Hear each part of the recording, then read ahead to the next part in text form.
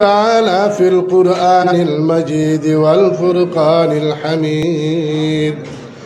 إنا نحن نزلنا الذكر وإنا له لحافظون صدق الله العظيم.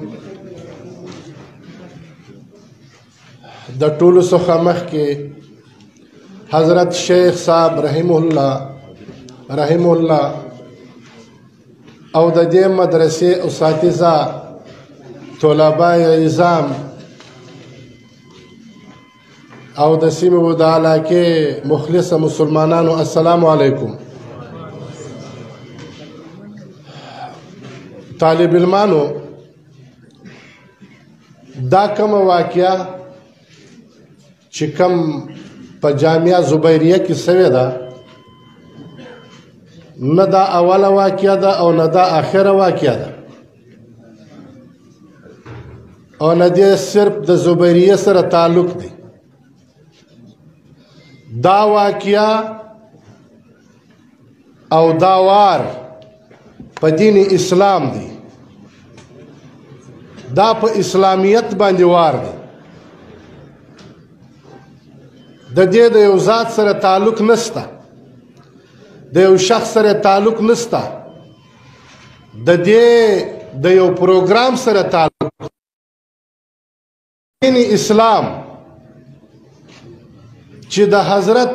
نبی کریم صلی الله علیه وسلم سره موږ ته امانت را پاته سوی دی، بیا دا سلسله د صحابه او د تابعینو او د تبع تابعینو سره، بیا زما استاد امامانو سره، او بیا در دې دمه پوری په بر صغیر کې دا دین موجوده دی. د دې مثال داسې نه دی چې دا دین تاله په ډیره اسانی راغلی دی، دا دین په ډیرو مشکلاتو راغلی دی. نن چې دغه دین د تحریف خلاص دی، نن چې دغه دین د لادینیت څخه خلاص دی، دا ستا د هغه اکابرو قربانی دي. دا دین، دا مدرسه، دا زبیریہ نه ده، دا یو کړی ده چې د دارالارقم سره، دا د صوفیې سره، دا بیا را روانه ده، دا په څهانو کې هم چلیدلې ده، دا د آسانو په ملاو هم چلیدلې ده، دا په جیلو کې هم چلیدلې ده. مبسوط سرخسی چې ستاسو د پیکي هغه کتاب دی چې په کومه کتابخانه کې موجود نه وي، هغه کتابخانه هغه ناقصه بلل کیږي. 15 جلده په سا کې لیکل سوی دی. موږ دا وار دا دشمن پیژنو. دا دشمن پټ دشمن نه دی، امریکا ده. امریکا په ټوله دنیا کې دهشتګردي کوي. د امریکا افغانستان کې 20 کاله وینې توکې. دا نه طالبان نه دي چې زموږ نن د دې مدرسې شهیدان سوي دي. 95,000 طالبان په هلمند کې 2 کاله مخکې شهیدان سوي دي. په دې 19 کاله کې په عراق کې دا دهشتګردي امریکا شروع کړه، په لیبیا کې امریکا شروع کړې ده، په شام کې شروع کړې ده، فلسطین کې شروع کړې ده، په ټوله دنیا کې دهشتګردي امریکا شروع کړې ده. زموږ دشمن معلوم دی. پیروکاران د ده تالی څټه، د ده پیسه خواره به یي، په شکل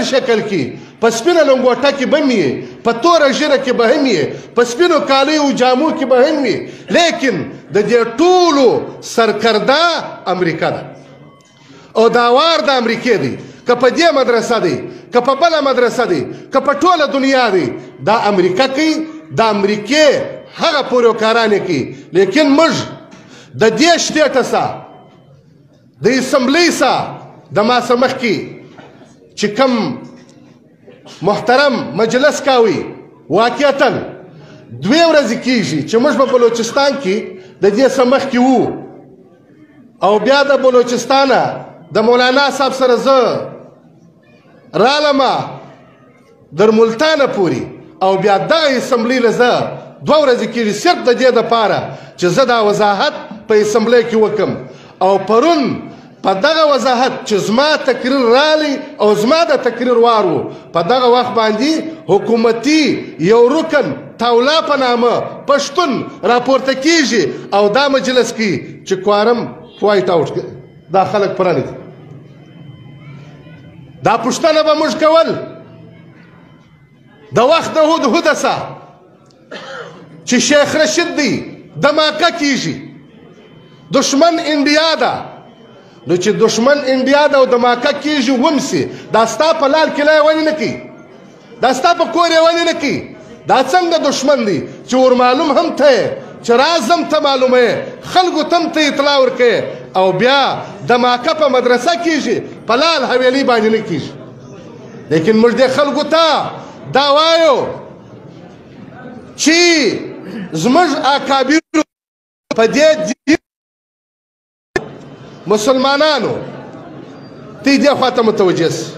هېڅ هم نشته په دې خواته متوجه سي ادریس صاحب را روان مسلمانانو یو څوک به که چیرې د ده په مال څوک غاصب سي نو هغه انسان هغه به دا وایي چې زه پروا نه کوي بل دکان به پیدا کم بله ګاډۍ به پیدا کم بله مځکه به پیدا کم لیکن د چا په عزت چې څوک حمله کوي نو په هغه عزت باندې بیا دغه سړی په دې ناموس باندې خاموشه کیږي صاحبانو د تیسه سوال کوم دا عزت باندې چې د چا حمله یي په هغه باندې څوک خاموشه کیږي الله پاک فرمایي دین زما عزت دی قرآن زما عزت دی ختم نبوت زما عزت دی دا الله په عزت چې څوک لاس راوړي بیا به د هغه په مخې کې موږ درېږو زموږ اکابر فرمایي ان فی الدنیا جنة لم یذقها لم یدخل جنة الاخره دې دنیا کې یو جنت دی چې څوک د دې دنیا د جنت ذایقه او خوند ونه څکي د هغه دنیا ذایقه او خوند نشي څکلی دې دنیا کې جنت دا دی خلک به عیاشي کوي خلک به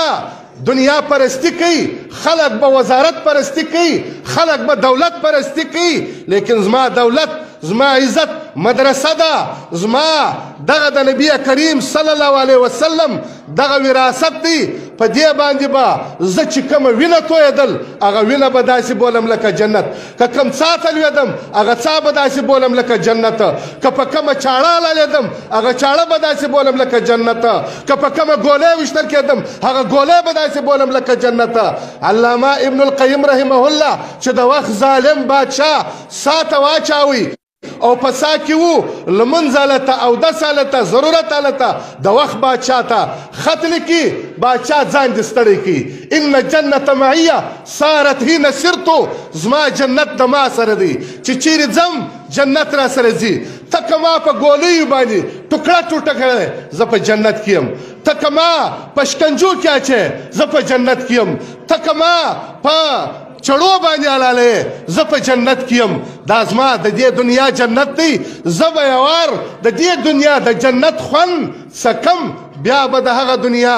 جنت له موږ ځو داسې نه ده اسانه دا دین ډېر ګران دی او دا دین ډېر محبوبه دی الله ته په دې دین باندې به داسې وینې راځي دا ډېرې تو سوي دي ډېرې به توسي او موږ به حوصله د لاسه نه ورکوو ما بله ورځ په یو